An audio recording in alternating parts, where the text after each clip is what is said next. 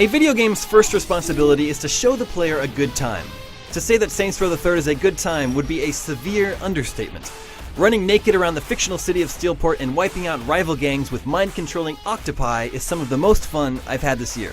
There may be a tendency to dismiss Saints Row as a Grand Theft Auto clone or as juvenile antics, but when you just want to indulge in some mindless violence and sexual depravity, Saints Row TheThird will more than suffice.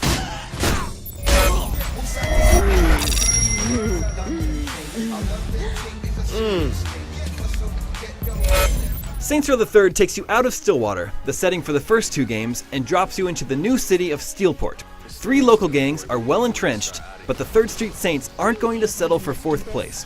Your job is to take over this new city and show everyone who's boss. After an intro mission sets up the story, you'll get the chance to customize your character. Customization plays a big part in the entire game, from your body to your dress to your vehicles. I love that, at a glance, no 2 players' games will look alike. One will star a voluptuous vixen in a cocktail dress, while the next may feature a blue sumo wrestler with cat eyes that speaks in zombie gibberish. Some of the immature characters and dialogue do make me cringe. People often swear for no reason in a way that feels really forced, and a pimp that only speaks in auto-tune and calls every girl a bitch gets old fast. I was saddled up in a human pony show. Will you see me crying about a little girl? But the character that matters most, my character, really won me over. I played as a lady, well, a female. She's definitely not a lady.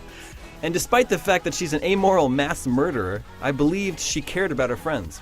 Plus, I really liked the voice actress portraying her. Pack it up, we gotta move. The story mostly serves as a way to get you into ridiculous situations. Saints Row TheThird unfortunately falls apart at the end with a less than satisfying conclusion.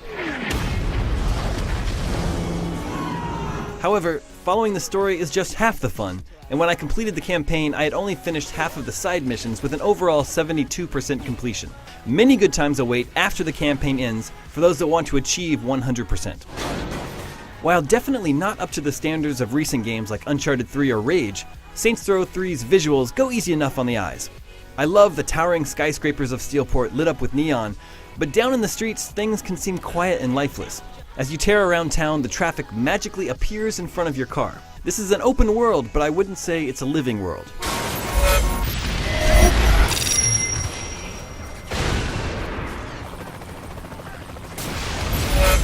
Before the credits roll on Saints Row TheThird, you'll cat-sit a tiger, get a sex change, hack up Mexican wrestlers with a chainsaw, visit a Tron-like computer world, and participate in many other ridiculous leisure activities.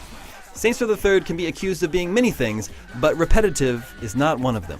When you need a break from story missions, you'll find loads of optional activities all over Steelport that boost your street cred and earn you cash.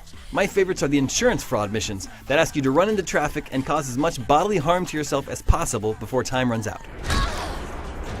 Pretty much anything you choose to do in Saints Row TheThird has been incentivized and will earn you either money or respect, both of which lead to territory and valuable character upgrades. It's fantastic game design. We're constantly rewarded for simply playing the game.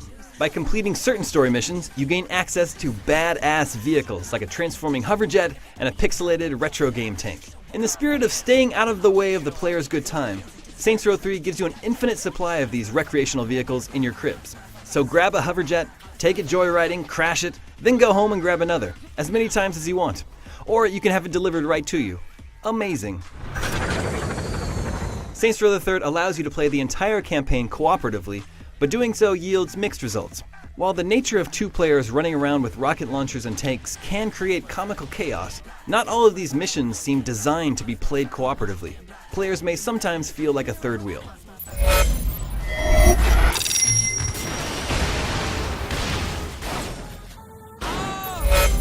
The beauty of Saints Row TheThird is it's not trying to be anything more than a fun game. It's not realistic, it's not art, it's just a really good time. Saints Row doesn't take itself too seriously, and all that is required for you to enjoy it is that you don't either. For more on Saints Row TheThird, hit up IGN.com.